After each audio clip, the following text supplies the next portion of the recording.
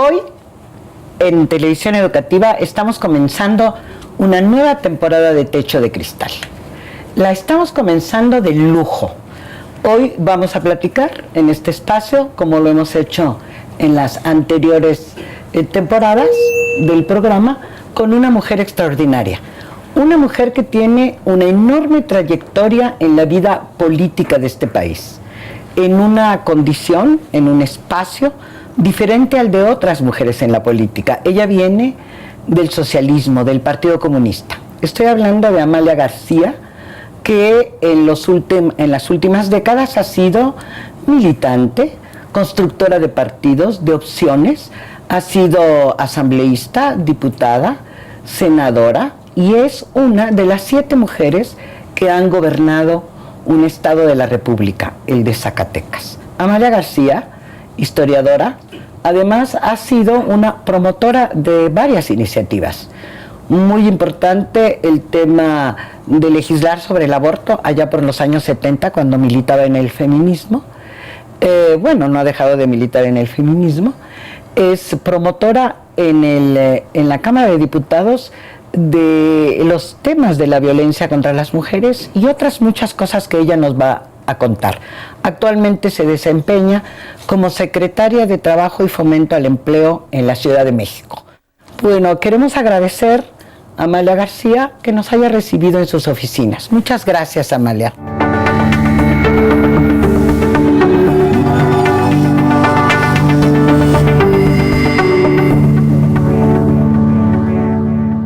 Pues vamos a platicar con Amalia después de agradecerle que nos haya recibido en sus oficinas. Amalia, muchísimas gracias. Encantada, Sara. Muy contenta de que estés aquí. Bueno, vamos a hablar de ti.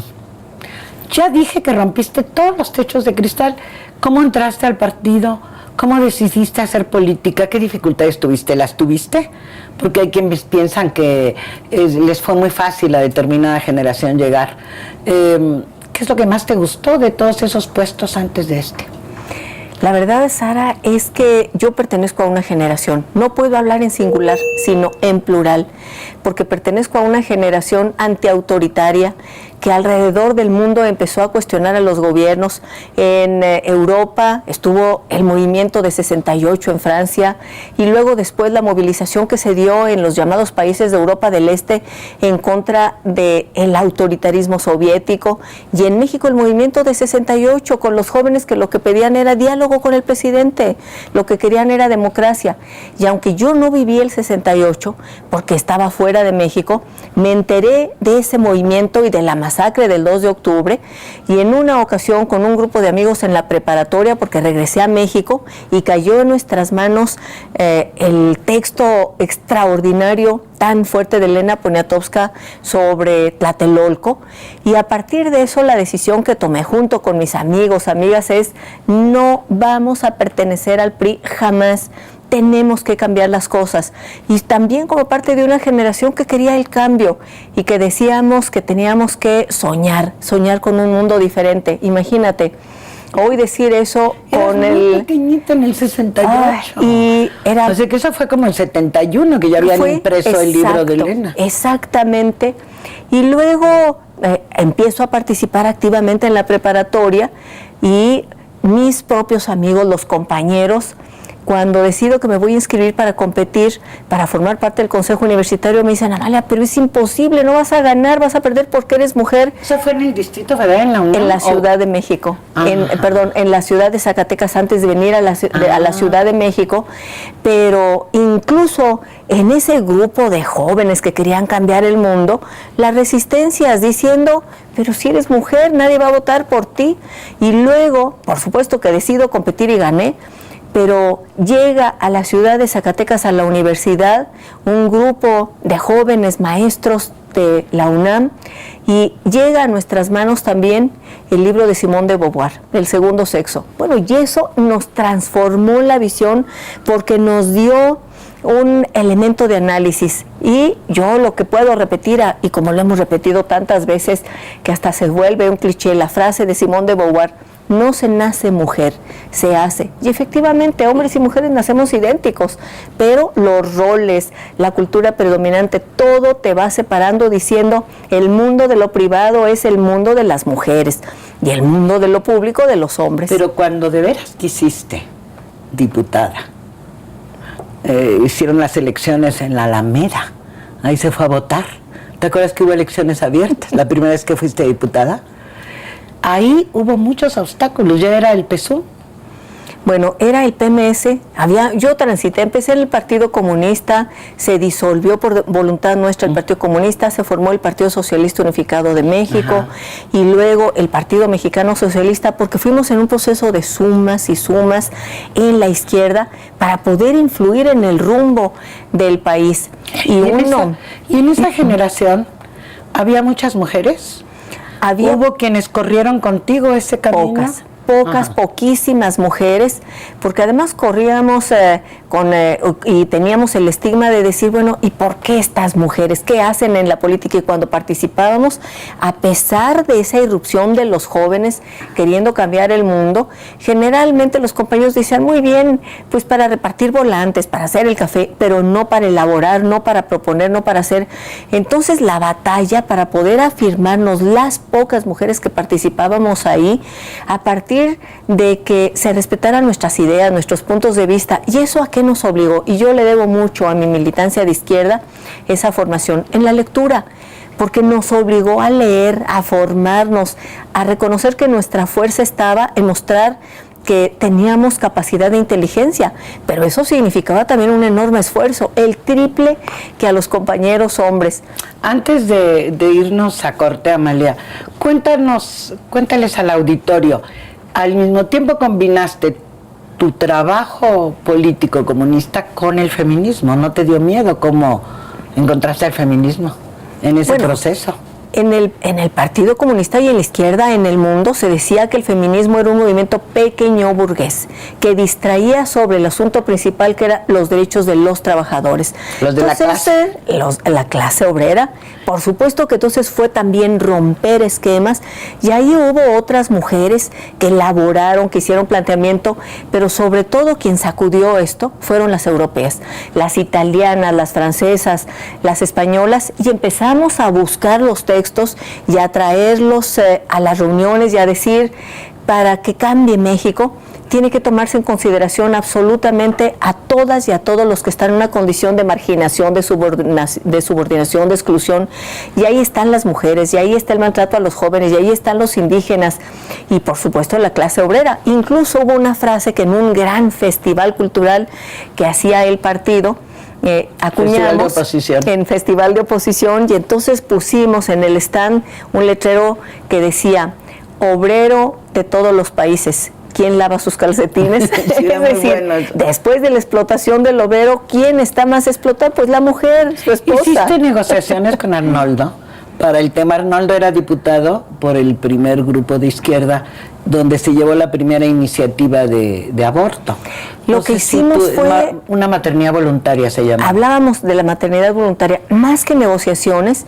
Yo, viéndolo a la distancia, lo que puedo decir es que era un grupo de hombres, estos hombres que monopolizaban casi todo, pero con una determinación de abrirse a las ideas y al cambio. Y por supuesto que tanto él como Gilberto Rincón Gallardo y los demás, lo que hicieron fue escucharnos. Y a diferencia del resto del movimiento comunista en el mundo, que decía el feminismo no tiene nada que ver con este movimiento de los trabajadores, aquí hubo la disposición de escuchar. Y cuando plantearon el derecho de las mujeres a decidir sobre su maternidad, porque eran los que estaban en las cámaras con voto, nosotras teníamos voz desde la sociedad civil y nos movilizamos en las calles, pero ellos tenían esa fuerza. ¿En las escalinatas de Donceles? Así es, en las escalinatas de Donceles, pero ellos hicieron también suyo esa demanda. Y claro que sacamos publicidad, carteles, y a su vez Provida sacó sus propios carteles, unos carteles donde estaban las fotos de todas nosotras y decía, estas son las asesinas. Lo que queríamos era que se respetara nuestro derecho, como ya hoy prácticamente, espero, ¿verdad?, que casi todo lo asume, nuestro derecho a decidir sobre nuestra maternidad, nuestra vida, cuántos hijos e hijas, sobre nuestro presente y nuestro futuro. Pero en ese momento era casi imposible, a pesar de que ya en el país había un gran debate y se había dado una conferencia mundial sobre los derechos de las mujeres, pero una cosa era hablar de derechos de las mujeres que no tocaran nuestro derecho a decidir sobre nuestra maternidad. Cuando se tocaba el tema de la maternidad había todas las resistencias. Bueno, volveremos a este importantísimo debate después del corte. No sin antes decirle al auditorio que está mirando en la pantalla nuestras redes sociales, donde puede acudir a ellas y aprender mucho más de Techo de Cristal. Volvemos. Las mujeres podemos hacer lo mismo que los hombres, o hasta podemos hacer más. O sea, no depende de si es un hombre o mujer, sino como la persona. El género no define a una persona realmente, sino lo define sus capacidades y realmente lo que sabe hacer. Saber que tienes los mismos derechos que un hombre estaría bien, porque pues puedes hacer más cosas, y si ganas más, creo que ayudaría para ser más estable económicamente, porque ganan mucho menos que los hombres. Pues volvemos del corte a seguir platicando con Amalia García Medina. Esto que sucedía ya a la mitad de los años 70 y estaba la conferencia mundial y se habían resuelto muchísimos problemas en la teoría, de todas maneras detenía, Amalia. En esos años, ¿cómo identificarías las principales dificultades? Yo estoy pensando en que no se había legislado sobre violencia contra las mujeres, en que parecía que nunca íbamos a salir del tema solo aborto por violación. Hoy estamos hablando de que el aborto se puede realizar en la Ciudad de México. Y algunas otras cosas de perjuicios. Tú ahí fuiste muy pronto diputada, luego fuiste asambleísta. ¿Qué pasó en esos años? Yo creo, Sara, que lo que sucedió es que las mujeres, ya hablo de las mujeres, fuimos tomando conciencia de nuestros derechos. No solamente era en el movimiento feminista, en las organizaciones de la sociedad civil, sino que incluso en partidos políticos. Recuerdo de manera especial que no podíamos casi ni hablarnos ni vernos las mujeres del PRI, las mujeres del PAN, las mujeres de la izquierda. Y sin embargo, a partir de hechos que nos conmocionaron y que nos fueron sacudiendo, se fueron creando instancias de atención a las mujeres. Y la sociedad civil empezó a sacudir diciendo, esto es insoportable. No es cierto que la violencia hacia las mujeres tenga que verse como algo normal. No es cierto que lo que sucede dentro de la casa es algo que no puede tocar la ley. Es inaceptable. Entonces, esa conciencia que se fue extendiendo fue creando también lazos de comunicación que permitió que en los años 80 hiciéramos una transformación de la legislación. Y recuerdo de manera especial el 88, había una confrontación y el país estaba partido en dos. Aquellos que habíamos defendido la candidatura de Cuauhtémoc Cárdenas a la presidencia de la República, y los que habían votado por Carlos, o no votado, pero estaban con Carlos Salinas de Gortari.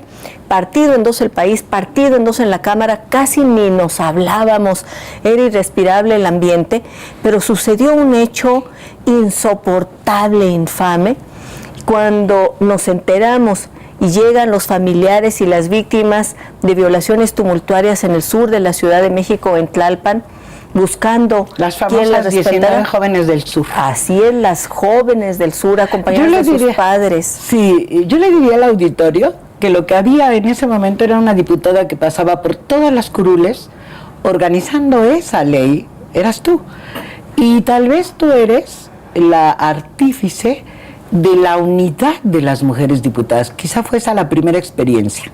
Hubo otras diputadas, pero también andabas tú, Sara. Pero y sí lo digo por una razón, porque nadie quería mencionar el hecho. Y no lo querían mencionar porque cuando se fue conociendo qué había pasado, se descubrió que era el grupo antinarcóticos del subprocurador antinarcóticos Coello Trejo, de la Procuraduría General de la República. Ellos eran los victimarios, los agresores, y eran palabras mayores, porque era no enfrentarse solo con un agresor, era enfrentarse con un poder que además tenían un poder desde la Procuraduría y que tenían armas. Entonces, decidirse a hacer la denuncia, decidirse a hacer la investigación requirió de que se construyeran muchos lazos, de que hubiera grandes alianzas y finalmente se hizo la investigación, se les procesó y se les sentenció. Y eso fue posible porque las mujeres diputadas que no podíamos vernos ni en pintura por razones ideológicas y políticas, pudimos ponernos de acuerdo en la causa de las víctimas y eso nos llevó a un paso adicional. Nos llevó a plantearnos que había que modificar el Código de Procedimientos Penales para que la violación dejara de ser un delito menor y se convirtiera en un delito grave. Y también empezamos a plantear que tenía que tipificarse el hostigamiento sexual y cuando empezamos a hacer eso, la alianza fue fundamental. Ahí andaba Guadalupe Gómez Maganda, ahí andaba Hilda Anderson, que era dirigente de la CTM, con quien yo tenía grandes diferencias, pero coincidimos en ese punto. Y andaba Patricia Olamendi, y andaba también Carmen Segura del PAN, y eso permitió que cambiáramos la ley. Y a partir de eso, junto con el movimiento que había en la sociedad civil y las víctimas y los familiares y mujeres en los medios de comunicación, empezara un camino para romper esa visión de que las mujeres podían ser subordinadas, violentadas, asesinadas. Sí, yo creo que no eso pasaba comenzó nada. un proceso que después va a significar 13 o 14 iniciativas pasando por el Parlamento de Mujeres, la Convención. Sí. Y yo insisto ante el auditorio que tú eres artífice de esas cosas. Tienes fama pública de ser una mujer con la que se puede dialogar, que no significa que eso te lleve a renuncia de tus puntos de vista, sino que eres capaz de algo que el dogmatismo no lo permite. Y yo así sí quiero explicarlo, porque nuestro auditorio aprende. No ha sido sencillo llegar a esos acuerdos, pero hay causas por las que las mujeres nos juntamos y en las que hemos estado juntas hasta el tema de 2014 que conseguimos la paridad y que tú también has sido parte de Mujeres en Plural. Entonces, yo creo, Amalia, que eso le daba prestigio a una mujer que quería tener poder, se lo quitaba. El machismo puede cortar de tajo esta posibilidad porque tenemos el tema de las mujeres. Todavía hace muy poco decían, tendrían que hacer política o tú tendrías que hacer periodismo y no feminismo. ¿Tú qué dices a eso? Para mí es indisoluble. Si yo participo en la vida pública, no puedo disociarlo de mis causas y de mis convicciones y mis compromisos conmigo misma y con esas causas. Y la defensa de los derechos de las mujeres es parte de mí misma. No sería yo si no estuviera también participando en la defensa de los derechos de las mujeres. Y efectivamente, Sara, tú tocas un tema, un asunto muy importante que tiene que ver con la política. Y siendo yo una mujer que viene desde el comunismo, cuando empezamos a dialogar entre las mujeres y buscando a las del PAN y a las del PRI y a medio mundo, lo que estaba a debate también en la propia izquierda y en la Cámara de Diputados era ¿para qué servía la Cámara de Diputados? Ya había quienes decían que servía solo para hacer denuncia. Y se vale que alguien diga es para hacer denuncias. Pero yo consideraba que además de la denuncia, es decir, de la presencia testimonial, teníamos que ver así fuera reformas, que no fuera todo lo que habíamos soñado, si significaban un avance, había que tejer para que se diera ese avance y sigo hoy convencida de que esas reformas sucesivas han ido logrando cambios y sin esas reformas tal vez no tendríamos nada. Entonces, sí hay que denunciar, pero no es suficiente. Muy bien. Vamos a ir a un corte y vamos a regresar con Amalia García porque ahora nos va a contar cómo le hace para ser gobernante. No nos dejen de consultar en las redes sociales, volvemos. Aparte de que todas somos iguales, no hay mucha diferencia entre un hombre y una mujer más que el físico. Muchas mujeres pueden ser más aptas en algo que los hombres y otros, obviamente los hombres pueden ser más aptos que las mujeres. Todos somos iguales y todos debemos de tener los mismos derechos. En algunos lugares le dan preferencia dependiendo pues la labor a los hombres y a las mujeres, pero al final debería ser realmente igual por las aptitudes, ¿no?, de cada quien. Entonces no debería de haber algún problema. Pues volvemos con Amalia García Medina. Señora exgobernadora, dígame, ¿y usted gobernó con perspectiva de género? Absolutamente sí. ¿Qué hizo? Y lo que yo me planteé fue un mapa de navegación que pusiera en el centro esa perspectiva en el gobierno. ¿Qué quería decir? Los presupuestos con perspectiva de género. Todo el dinero tenía que tener perspectiva de género, porque si no era así, entonces era puro discurso. También en el caso del gobierno, las políticas públicas, las decisiones tenían que tener esa perspectiva de género, y luego, por supuesto, que desarrollamos un modelo para que todas y todos los servidores públicos, absolutamente todas, fueran a talleres para que la perspectiva de género estuviera presente. El Procurador General de Justicia, para que tuviera esa perspectiva de género, la Secretaria de Salud, la Secretaria de Educación, la Contralora, la de Ciencia y Tecnología. O sea que mujeres como tú podrían hacer algo enorme en el país. Ese estado de Zacatecas es tan chiquito como el de Tlaxcala y el de Colima, donde hemos tenido a nuestras gobernadoras. Sí es muy chiquito, pero que obligaste a todos los funcionarios a tener perspectiva de género. Absolutamente, fueron talleres un decreto que hicimos. O ley. Se hizo una política pública muy importante con esa perspectiva, y la verdad es que se sacudió absolutamente a todo el gobierno. Lo que puedo decir es que además en Zacatecas tenía sentido y había un enorme respaldo social, porque las mujeres están presentes en la sociedad, es un estado de migrantes, y las mujeres se quedan apoyando, respaldando, gobernando, con iniciativas, con liderazgos, es decir, estar en todos lados.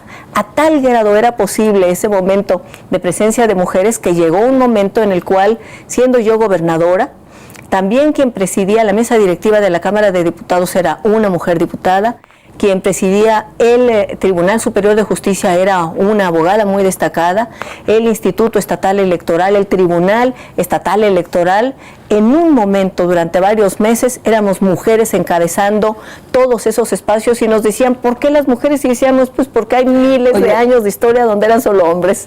Y a pesar de eso, a Zacatecas le fue bien. Sí, le fue bien a Zacatecas. A pesar de eso, Amalia, estás otra vez en el gobierno. Yo me acuerdo que hablé contigo después de ser gobernadora, fuiste diputada federal, y que pensabas que ahora podías ser asambleísta, pero estás aquí en la Secretaría del Trabajo. ¿Cómo miras a las mujeres del Distrito Federal? ¿Cómo se puede resolver el problema de clase? Eso tú seguramente lo tenías ahí guardado en la vida y ahora lo estarás desarrollando. ¿Qué nos dices? Bueno, el hecho de que me haya invitado Mancera a estar aquí, para mí fue una sorpresa, pero también una enorme oportunidad, sobre todo porque tengo la convicción, desde hace años, de que la mejor política social es el empleo. De verdad creo que el empleo es lo que puede ser la mejor política social, y para las mujeres tener un ingreso propio les da libertad, les da la posibilidad de decidir, de planear su vida, de poder tener la capacidad de determinar qué es lo que quieren hacer. ¿Tenemos mucho desempleo en el DF de mujeres? En la Ciudad de México hay desempleo, pero tenemos también empleo informal, es decir, un empleo sin que se cumpla con todos los requisitos que establece la ley, sin todas las obligaciones. ¿Qué reto tenemos desde la Secretaría? Que haya más empleo, que sea empleo digno, que sea salario digno, que las mujeres no estén excluidas de ese empleo y de que sea también empleo formal. Y últimamente, además, el hecho de que la parte tal vez menos mencionada, porque esté encerrada en cuatro paredes, que son las trabajadoras asalariadas del hogar, que ya se les haya dado el registro y que tengan su sindicato y que puedan defender lo que les corresponde por derecho, que esos son sus prestaciones, sus jornadas de trabajo, que tienen que ser las que establece la ley, que tengan la posibilidad de aguinaldos. O sea, que estamos rompiendo lo que la ley todavía tiene prohibido. Hay quien dice, todavía lo escuché recientemente, que eran la parte olvidada, que no hemos podido modificar la ley. ¿Se rompió la ley? Yo me acuerdo que estuviste en la iniciativa para llamar a las patronas y que estuvimos discutiendo con la Secretaría de Hacienda. Es decir, ¿se rompió la ley con el sindicato? ¿Hay suficientes patronas? ¿Va a haber una campaña o hay una campaña para que las patronas firmen. Hay una campaña para que las patronas no solo firmen y cumplan, pero sobre todo que reconozcan las patronas y los patrones, que si queremos que se acabe el empleo informal, pues empecemos por casa. Tenemos la posibilidad de hacerlo en el lugar más cercano, y a lo que hemos invitado al sector patronal, que son tan reiterativos y coincidimos en que hay que acabar con el empleo informal, que cada uno de esos patrones y también las patronas empecemos por casa, que todo el mundo empiece por casa. Solamente con eso 200,000 mujeres en la Ciudad de México entrarían a la formalidad, y si fuera en el país, porque el sindicato es nacional, serían más de 2 millones que entrarían a la formalidad, pero se garantizarían derechos además. 200,000 en el Distrito Federal. Así es. Pues sería fácil hacer la campaña. Amalia, ¿cómo ves el futuro, el de Amalia García? Como lo he visto siempre, vinculado a mis causas. Nunca me propongo ver cargos, y he estado en espacios públicos, porque además estar en un espacio público es la oportunidad de que, habiendo estado yo en la oposición y en muchas ocasiones he vuelto y estaré seguramente en la oposición, no solamente diga que se debe hacer, sino cuando uno está del otro lado, decir, eso que decía yo que se debe hacer, ahora cómo hago el esfuerzo, qué inteligencia, qué capacidad colectiva sumamos para que se haga. Y por supuesto, mis causas, y una de esas causas es, esté en donde esté, la de que las mujeres tengan poder. Y el empleo, insisto, y tener un ingreso y tener libertad es darles poder y estar en donde se decide. Por supuesto, estar en donde se decide. O sea que vamos a profundizar la paridad, que este año todavía no tenemos muchos resultados, pero es la segunda vez que opera la paridad. Sí. Amalia García, muchísimas gracias, porque este es un gran espacio para ti. Yo creo que vamos a volver a verte. Claro que sí. Y a ustedes muchísimas gracias. En Techo de Cristal, esta nueva temporada ha empezado de lujo. Otra vez gracias, Amalia. Nos vemos la próxima.